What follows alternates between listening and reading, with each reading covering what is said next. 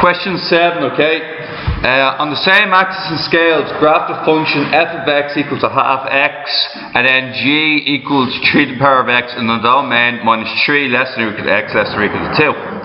Okay, so first thing we do is go to the calculator function and we write down basically f of x equals 0.5 to the power of x.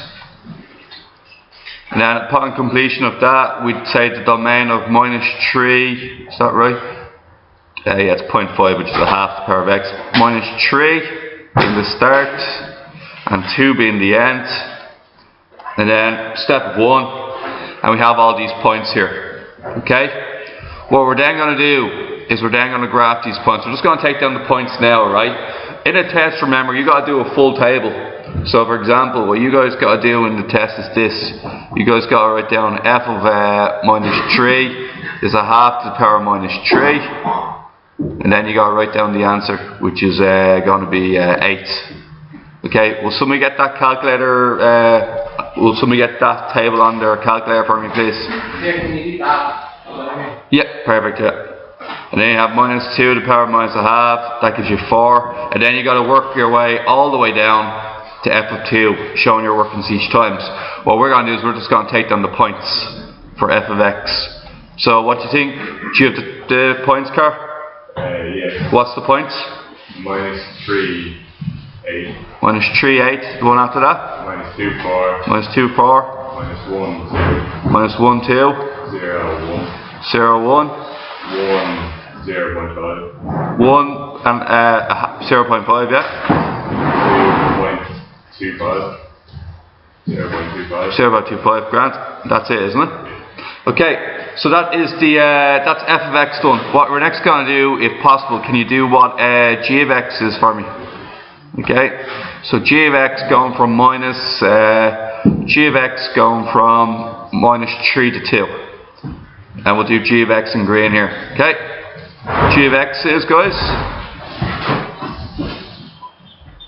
So g of minus 3, to my knowledge, is 1 over 27. G of minus 2, excuse me, g of minus 2 is a 9th. Okay, so can somebody give me them in decimal form, please? I just want to write down the points. So it's going to be minus 3, just do the full table. So the full table will look like this, equals 3 to the power of x. And then you do minus 3 to 2 again. And then see all these points here, you got to write these in. Okay, so if somebody would be so kind as to call me out the points, please. Minus 3, what's the next one? 0.037. 0.37. What after that? 2 is 0.111. 0.111, which is a 9th. Okay, go again. Minus 1. 0.333. 0.333. After that? 1 and 3. Sorry, 0 and? 0, 1. 0, 1. 1, 3. Yeah, 2, 9. 2, 9. Okay. What we then got to do is we got to go out and draw this graph. Okay. So, and you're going to draw out your graph. Okay. And once you draw out your graph, you're going to just make sure that all your points link up properly. Okay. So what we have here. So this is the function of 3 to the power of x, okay? And what we can see here is, do the points match up? Minus 3, very small value. Minus 2, basically a 9th. Minus 1 is a 3rd. 0, 1. 1, 3. And 2, 9. So we can see quite clearly that that is the green graph. And then basically the blue graph being minus 3, 8. Which is located here. Then we have minus 2, 4, minus 1, 2, 0, 1, 1, 3, and basically 2, 9. So everybody's happy with all the points. These are the graphs that are represented here. Okay, once you've drawn them out, from your graph, write down the point of intersection of f and g. The point of intersection of f and g is what? 0, 1. Okay. So, what happens next is you draw the graph of, question A, okay, using the usual calculator methods. So part 1 is answered below, okay, on the following scales. From your graphs, find the points, now points being plural, points of intersection, you can see are here and here. So the 2 points of intersection are going to be minus 1 and 2. That's this one here. And the second one's going to be minus 3 and 8. Now, the part after that goes, find the values for which x is bigger than minus 2. So if you imagine you drew a big line here going through x equals minus 2, it means the question only applies for this region here in the box. Okay, the region to the left is no longer in play. And it says the region for which f of x is bigger than g of x. Remember, g of x is the line. So we'll just colour g of x in a different colour for a minute. G of x can be in green, okay? So it makes it a bit easier. So there's g of x there in green. Okay, so the region that f of x is bigger than g of x. Well, we can see that g of x is bigger from the beginning. Okay, and then all of a sudden it starts here. So it starts at minus 1 and it continues to be bigger all the way to the end. So there's two different answers technically speaking. What you can say is the range of values could be x. Now, it also says greater than or equal to. That means we're including the minus 1. So it can be x is greater than or equal to minus 1. That's a good answer. There's also a secondary answer. The secondary answer is you're taking your question into account and you're saying, well, this question ends at 2 because we've only drawn it from minus 4 to 2. So a second answer could be like this: x greater than or equal to minus 1, and then x less than or equal to 2. And then you can redraw that as minus 1 less than or equal to x less than or equal to 2. I'd accept both answers in the exam because they usually don't ask it that way, but be in mind to put down both versions. Okay? Alright guys, part 1, okay? Graph the function between minus 3 and 3. Use your graph to estimate 2 to the power 1.8, 2 to the power 2.3, and the square root of 2.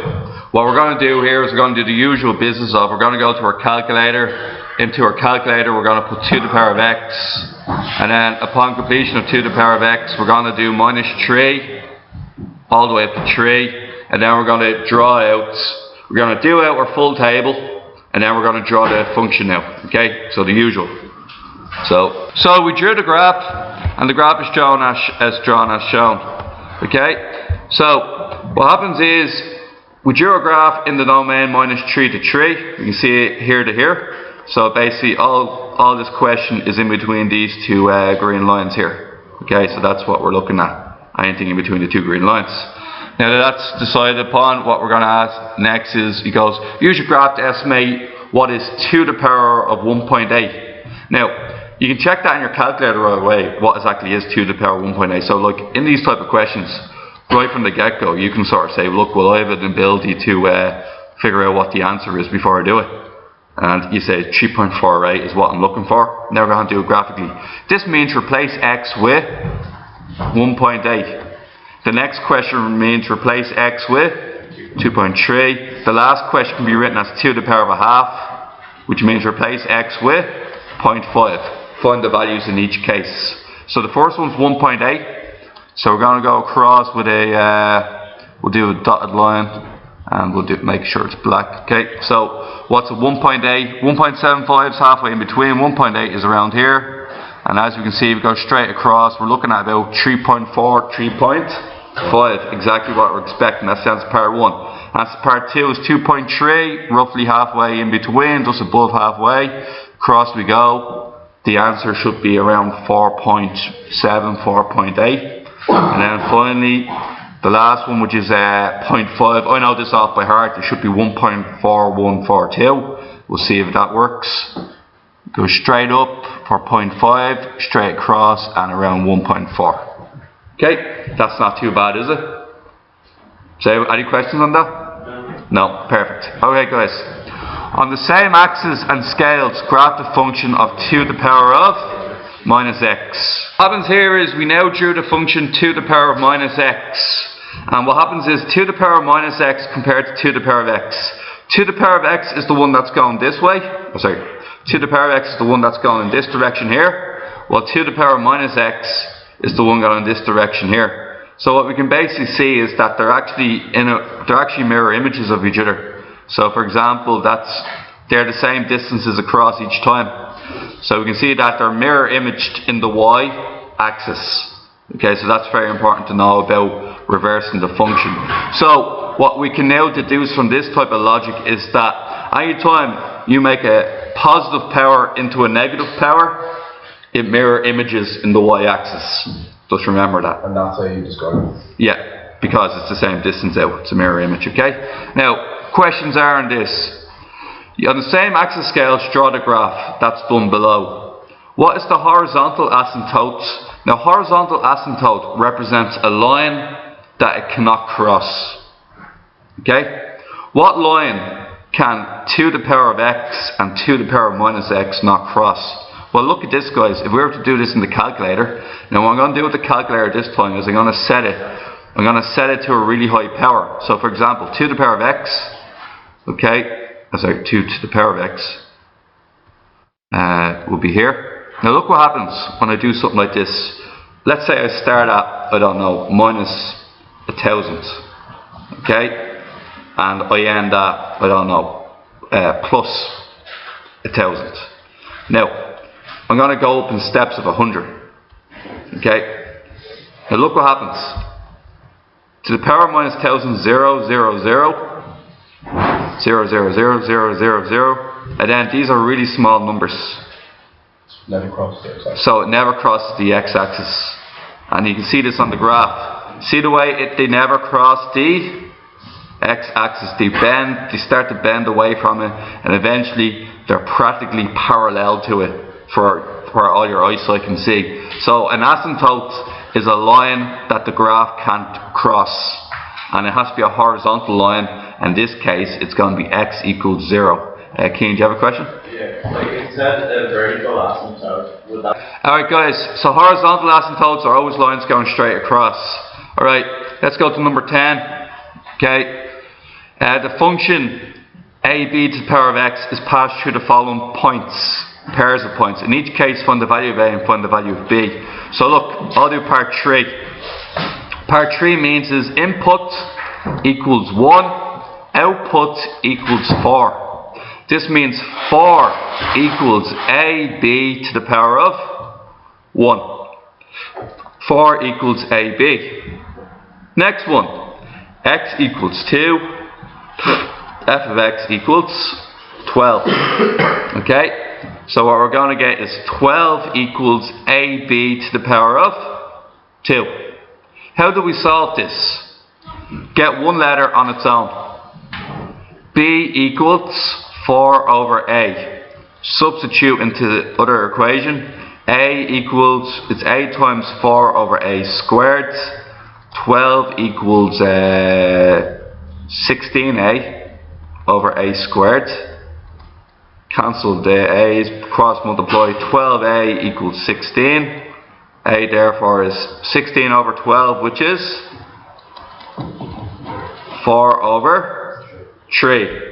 B therefore is 4 divided by 4 over 3, which turns out to be 3 as well. I say that the input is 1, the output is 4. I then put it into this general equation. Input gets replaced with 4, output gets replaced with 4, and the x gets replaced with 1. AB equals 4. I then go to the second point, where the output is 12, and the x value is 2. 12 equals ab to the power of 2. I then go to this equation to the left, which is now in the purple box, and what I do is I choose to get one of the letters on its own. I decided to get a on its own, b on its own. Cross multiply down the a, b equals 4 over a. Once I have one letter on its own, I then input this into the other equation, and I get one letter only. So when I square 4 over a squared, I get 16 over a squared. I multiply in by the a, and I'm going to get 16a over a squared, and then I cancel one of the a's and have 16 over a equals 12. I then get a on its own to be 4 over 3, then substitute this 4 over 3 into the b formula to determine what b is. I'll do one more of these, okay? Now, in doing one more of these, okay, what we're going to do is, I'm going to do part 4. Alright, and in part 4, okay, what we're going to get is that the input is -1 and the output f of x is 0.6. Now look at this, guys. 0.6 equals a, b to the -1. 0.6 equals a over b. Why did I get over b? Because b to the power of -1 is 1 over b. I then know that a equals 0.6 b. Then I go to the secondary equation, which is this one here. When the input is 1, the output is 3.75. So look at this. We're going to get 3.75 equals a, b to the power of 1 equals ab. And we know that a equals 0.6b. So now 3.75 equals 0.6b times b, which is 0.6b squared. Then get rid of the 0.6 by dividing it into 3.75. So what we're going to do is we're going to get 3.75 divided by 6, or divided by 0.6. And we'll get 25 over 4, which is a very nice number. 25 over 4 equals b squared. Square root it. Now, be advised that it can have 2 different values. Okay, does it say anything about a having to be positive?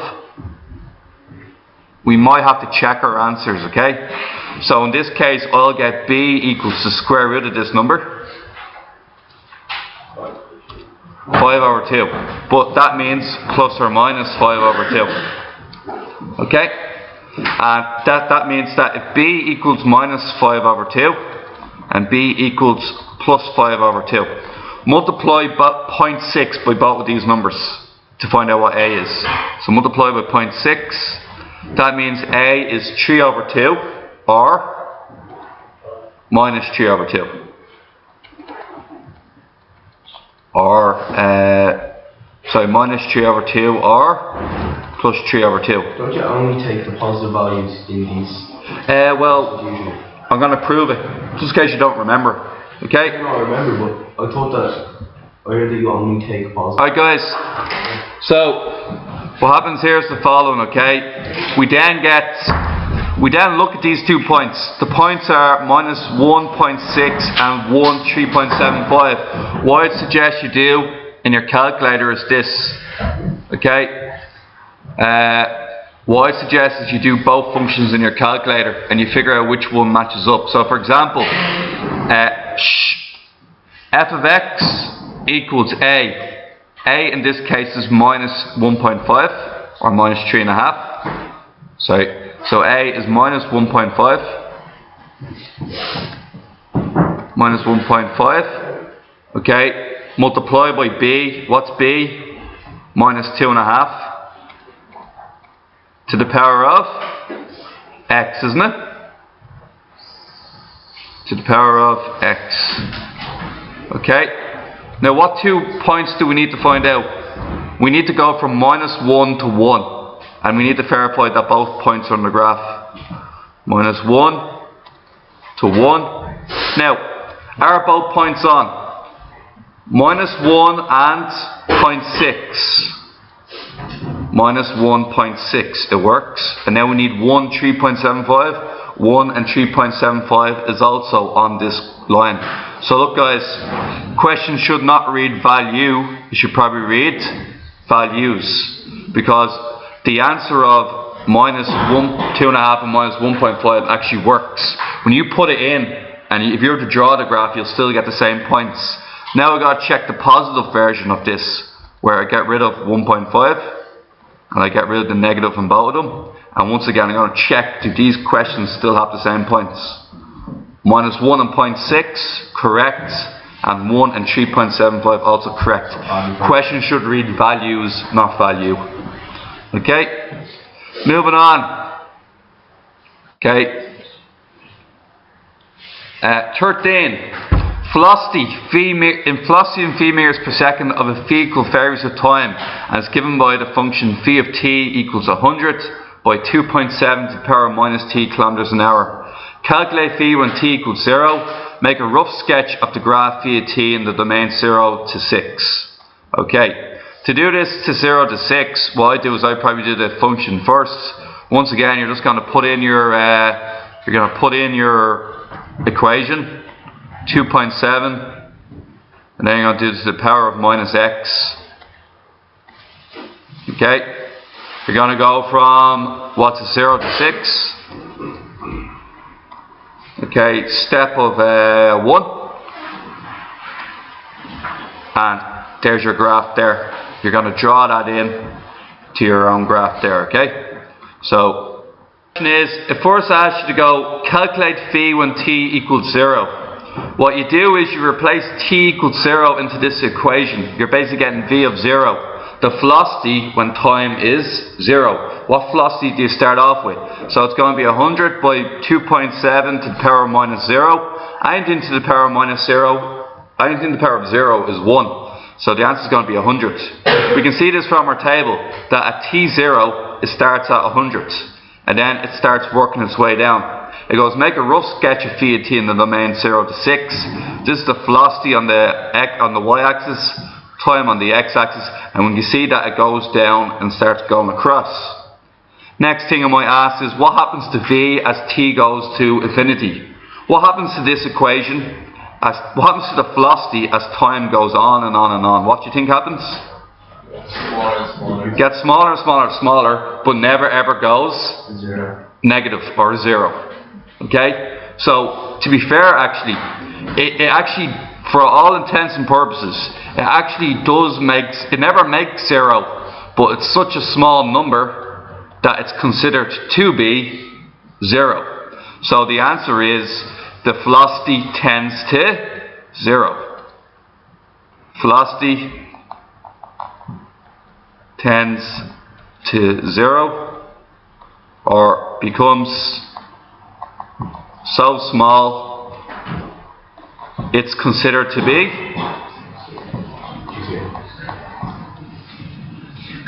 0. Now, Simon asked me a good question. What happens if they ask me, find the velocity when time equals 5.5, for instance? You can see here that the graph is so congested and so small that it's very hard to get a good representation. So if I did a vertical line, it'd be something like this, 5.5 straight across, and you can see that you're dealing with such a small margin. It's very hard to get it accurate. Well, to get this accurate, what I do is I just go back to my calculator and see the way that's the function there, and you're looking for 5.5. Well, what I can do is I can rig it that the step is 0.5, and then all of a sudden I'll be able to get 5.5, and the answer will be 0.42 for 5.5. Or alternative method is basically you use the original function, and you say, the original function is 100 by minus 2.7 to the power of minus 5 point. Put that into the calculator and you get the same thing. Okay? Alright guys, moving on. Number 15. In the questions 1 to 6, solve for n, correct 2 decimal places. Well, what we hopefully would remember is that when you have a power, you have 4 to the power of n equals 20. Okay? Now, 4 to the power 1 is 4. 4 to the power 2 is 16. 4 to the power 3 is 64. 20 is in between 16 and 20, or 16 and 64. It's closer to 16. We'd expect our answer to be closer to 2 than it is to 3. We know roughly where our answer should be. Now, how do we find this answer? Well, there's these things called logs. And when you log both sides, what happens is you now obey log rules.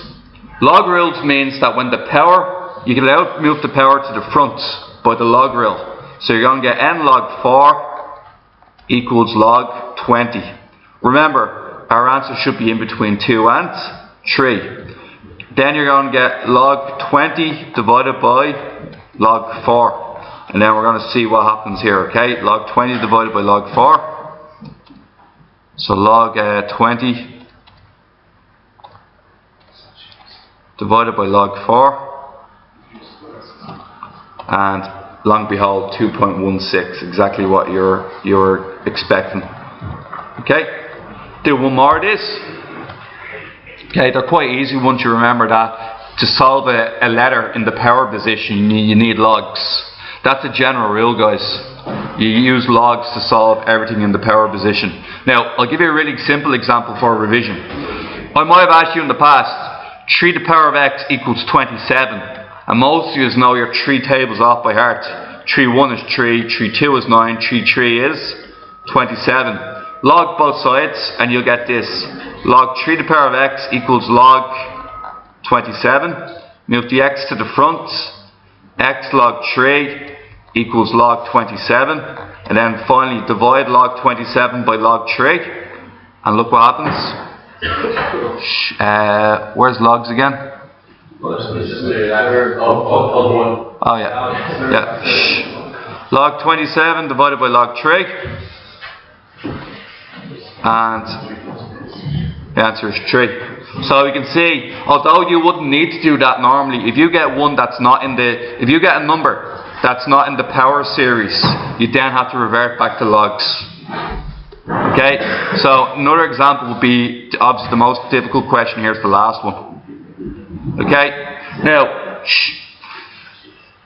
oh yeah, it's quite a difficult one actually. So, what we'll do here is this. We'll log both sides. So we're going to log 120 multiplied by 0.75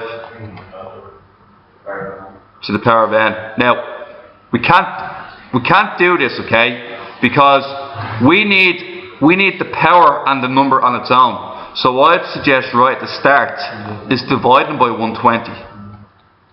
So what that does is it rids you off the 120 on the outside. So then 15 divided by 120. Sorry guys, 15 divided by 120, I think it's an 8, which is 0.125. So I know my stuff. 0.125. Okay? Now 0.125 is the same thing as log, 0.125 is the same thing as 0.75 to the power of n. Now, this 0.75 to the power of n, what we're going to do is we're going to log both sides. Upon logging both sides, the n goes to the front. So we're going to have n log 0.75 divided, and then log 0.125 on the other side. Divide log 0.125 by log 0.75. So log 0.125 divided by log 0.75. And what we should get here is 7.23. N equals 7.23. If you're ever asked to verify your answer, guys, now verifying your answer, you can check if you're right or wrong by using the original equation. If you use the original equation and you say this, 120 multiplied by 0.75, if you have time in the exam to do this, please do it. And then to the power of the answer we got, which is 7.23. If this is correct, what am I expecting my answer to be? Very close to 15. 14.99 means I got the correct answer. Okay, any questions on that one? So, the population of ants grows according to the model P of t equals a to the power of 3t. P of t is the current size of the population, or the population after t amount of days. It is known that at the start of the observation, the size of the population was 400. Find the value of a. Well, what you can do is, you could do this technically 2 ways. The first way you could do it is you could say, well, you have to do it this way, excuse me, sorry. P of t, or P of 0, when t equals 0, the population is 400. So it equals a by 3 to the power of 0. 400 equals, what's 3 to the power of 0? 1, 0. So a equals 400. Okay? Next one after that's done. Find the size of the population after 1 week. This means for part 2, t equals 1. in days, t equals 7. So what we're going to say is P of 7 is what we're looking for, is 400 by 3 to the power of 7. So 400 by 3 to the power of 7, probably going to be quite a big number actually.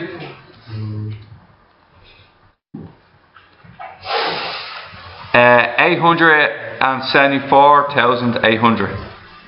So the population is 874,800. Now finally, find the correct 3 decimal places the time at which the size of the population will exceed 2 by 10 to the 6 ants. That is 2 million ants. So 2 by 10 to the 6,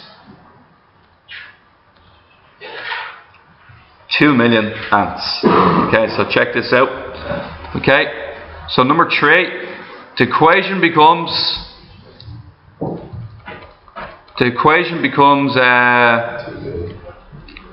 so just give me a second. The equation becomes P of t equals, what did we say it was? 400, 3 to the power of t. We want to find out when it equals 2 million. There's 2 million right here. Is that right? That's 2 million. And that equals 400, 3 to the t.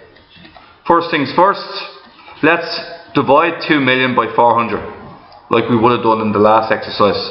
So 2 million divided by 400 brings it to a more manageable 5,000. So 5,000 equals 3 to the power of t. Then once we do that, what do we do to both sides? Log them. Upon logging them, we're going to get t log 3. Divide the log 3 in. So we're going to get t equals log 5,000 divided by log 3. 5,000 divided by log 3.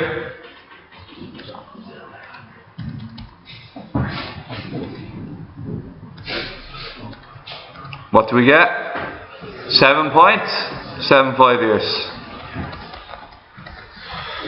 Oh, sorry, 7.75 days, is it?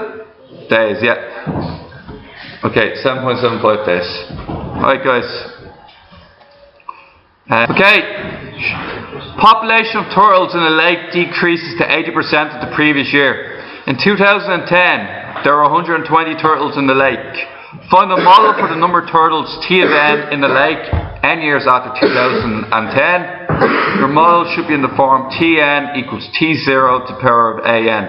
Now, what happens is, for example, if I have 120 turtles, okay, and that's 2010, 2011 is going to have 120 multiplied by 0.8. So what's 120 by 0.8?